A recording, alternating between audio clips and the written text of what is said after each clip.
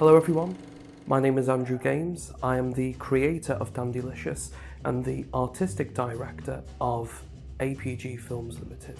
So, we are coming towards the end of 2019. A lot of things have happened in 2019 and there's a lot of things yet to come for 2020. But before we go through what is about to come, let's go back in time to the start of the production, just to recap how far we've actually come with this production. So, this film got your attention on the 23rd of April 2019 with the trailer, but we're going to go back in time to a little bit earlier than that, to 2016. The idea for Dandilicious occurred in the year 2016, and the script was written, or at least the first draft of the script. It wasn't even called Dandilicious then. I don't think it even had a title. I think the closest it had at that time to a title was Teddy Boy Movie. Around 2017, I discovered that there was a Teddy Boy community and decided to capitalise on this by attending some of the rock and roll gigs, went to some in England, went to some in Germany as well, to do some thorough research. But the time to make the film wasn't quite right at that moment, whether that was to do with schedules regarding other productions I or other people I had in mind may have been involved with at the time.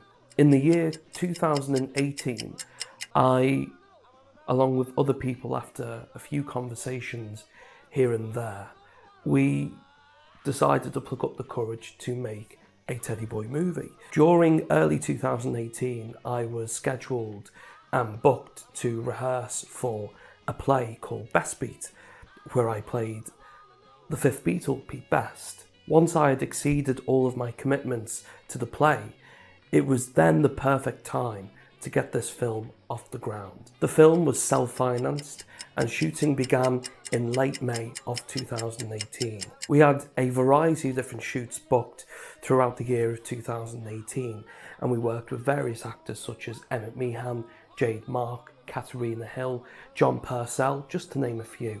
The film had a fantastic start with a strong cast, a strong crew, and a rather ambitious story behind it about a teddy boy in the year 1959. Further down the line, in the summer of 2018, we discovered a brilliant teddy boy band named Furious, who, ironically enough, were local to the film company as well. They were Merseyside based. We reached out to them, asked them on the possibilities of using their music, and we had a sensational response from the band, and they were more than interested to help us out with the music. After getting to know the band for a short while, I was confident that there was definitely going to be an audience for this. My confidence fluctuated here and there. I was uncertain whether there was going to be a strong demographic for this film. Come 2019, it had been a year since we started filming. It was time to make some noise. A trailer was devised and scheduled to be released during April of 2019. As I mentioned previously, my doubts with there being a demographic fluctuated still, even then. And because no one knew about the film, even the rock and roll community, the Teddy Boys, they knew absolutely nothing about the film. Come April, on the day it was released, the film, our confidence in the film changed completely. Within the first hour, the trailer had a phenomenal response, and within the first week, we achieved, with all platforms combined, the viewership of over 30,000. These numbers, the attention we were getting from our audience, it's not something you'd ignore. Once the public recognised the recognition that we were getting for the film and the exposure that we were getting, once that grew, the interest from various media outlets grew as well. There was a lot of platforms that we were featured on. We were featured on the radio. All right, what's that called? Dandilicious. Dandilicious? Which is a 1950s Teddy Boy movie. The trailer for Dandilicious is quite cool. And it's a subject, there's so many talented people in this region who have We were featured on various websites, both local and even, in some cases, in other countries, such as Germany, Dankeschön, Deutschland. We were also featured on talk shows, such as Un Media. And it's also been inspired by, because of course, Marty is an anti-hero, so it's been inspired by the likes of Alex DeLarge from A Clockwork Orange, the man with no name from the Spaghetti Westerns. Okay. And it's also been inspired by Guy Ritchie films. It's a very stylized, abstract film. And as of this month, we were featured in the UK's #1 rock and roll magazine, Vintage Rock, where there is a great 3-page article about the film. In the article, we talk candidly about the film, the cast and the crew, the efforts that we went to bring this film to life, and its musical influences. You can buy this month's issue of the magazine with the featured article at your nearest WH Smith store. Though the response from outside of the rock and roll community was sensational, the response we had from within the rock and roll community, especially from the Teds, was overwhelming. This film has been hugely talked about amongst rock and roll communities from the UK, from Germany, France, Spain, even the United States of America.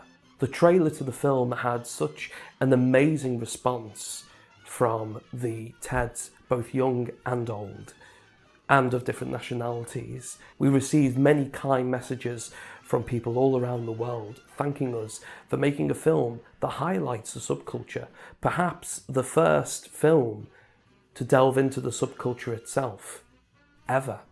Once we realised how hugely anticipated the film really was, with the response that we had from both in and outside of the rock and roll community, we decided to be a little bit daring, and we decided to reach out to the biggest Teddy Boy band in the world, Crazy Cavern and the Rhythm Rockers. For those who don't know who Crazy Cavern and the Rhythm Rockers are, they were a band from the 1960s, 70s and onwards. They were a Teddy Boy band that gained their popularity in the 70s.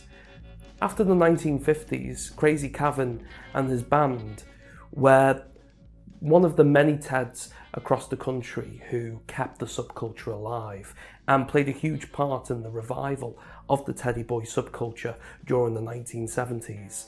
They are highly respected and loved among the world of rock and roll.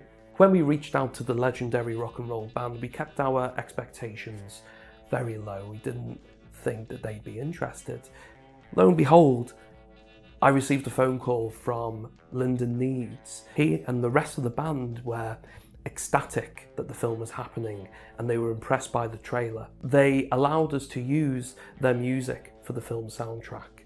What was already a stacked list of musicians attached to the film just got that little bit more rock and roll with Crazy Cavern and the Rhythm Rockers. I'd like to publicly thank all the musicians a part of the film, including Crazy Cavern and the Rhythm Rockers, for allowing us to use their music for the film. Another great opportunity that was opened up to us from the success of the Dandilicious trailer was a partnership with a clothing brand, Koshboy. Koshboy is a apparel clothing brand which are inspired by the 1950s, especially by its Teddy Boy and Koshboy influences. We were over the moon to have a partnership with the Koshboy clothing brand. We'd like to publicly thank once again the people behind Koshboy for showing an interest in having a collaboration with APG Films Limited and its Dandilicious film. One of the biggest highlights for me personally this year was having an opportunity to work with the community itself. Once the trailer was released, we had various Teddy Boys and Teddy Girls all around the world who reached out and offered to help us in any way, shape or form, as well as encouraging us to make the film. This year we have had an opportunity to work with a variety of different members of the rock and roll community, both young and old. For one of the shoots this year, we had young teddy boys fill in as extras from all across the UK. We had teddy boys from Leicester, Bristol, and even down south travel all the way to Merseyside to take part in one of our film shoots. They were absolutely incredible to work with, and we had a lot of fun on set as well. For nearly 2 years, we've worked with an incredible cast, an incredible crew. We've worked with incredible musicians as well. But I think the real stars of Dandilicious is you, the audience.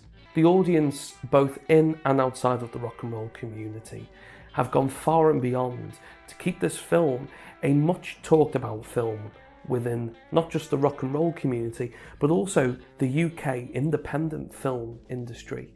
Thanks to your support, you've helped keep this film relevant among many conversations in our industry. The film industry is very saturated. There's a lot of exciting things going on, including the independent film scene. And with thanks to your support and your determination to keep this film alive, you've helped keep the name Dandilicious a title not to ignore among our industry, as well as in the rock and roll scene. So now that we've time travelled and have gone through the timeline of the production of this film, all the things we've accomplished and all the relationships we've built, it is now time to talk about what is to come for the film in 2020. One of our most asked questions, one question that always occurs or reoccurs in our mailbox is, when is the film coming out?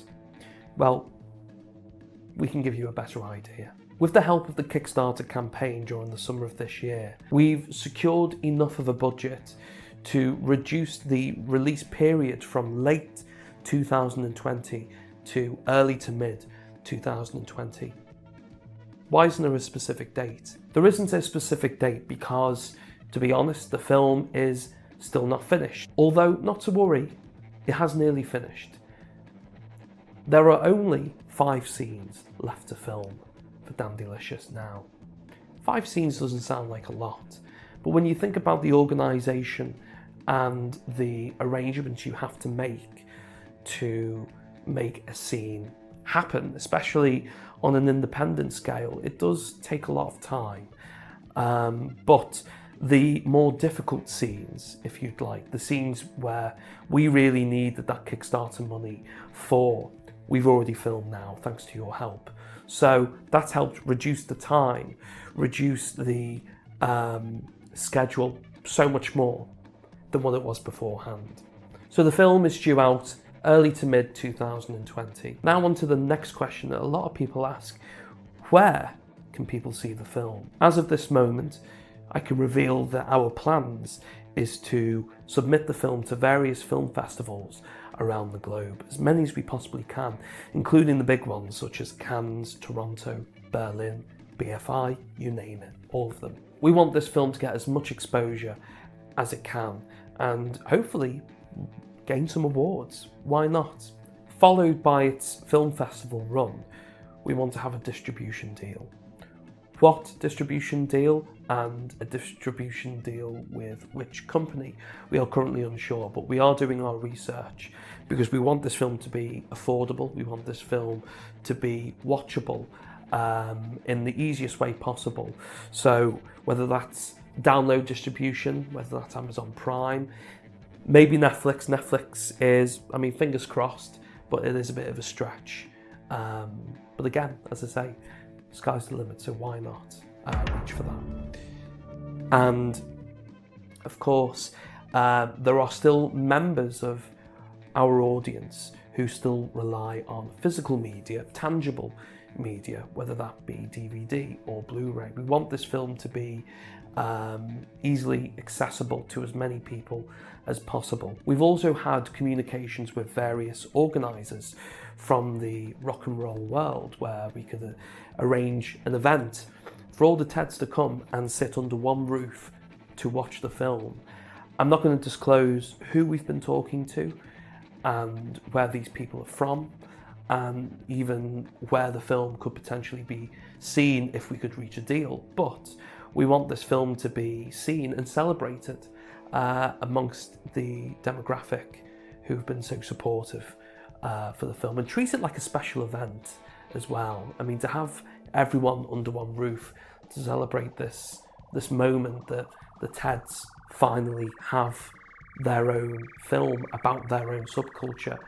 I really want to make it as special as possible, so we're working on that. A lot of our audience members from outside of the UK, especially European Teds from Germany and France, have asked, is there going to be any dubbing, whether that be dubbing in German or French or subtitles? I think, considering, again, the nature of a low-budget film, I think the most affordable thing we can do is subtitles. Myself and the team have not quite had that conversation yet. We've not crossed that bridge, but I think at the top of my head right now, I think subtitles are probably the most time-consuming but the most affordable way of having the film and its dialogue translated to you in your respective language to our European audiences watching. So, on that note, on behalf of the cast and the crew of Dandilicious and APG Films Limited, I would just like to say Merry Christmas, Happy New Year. I'm not drinking alcohol at the moment, but here's the Dandilicious. Merry Christmas.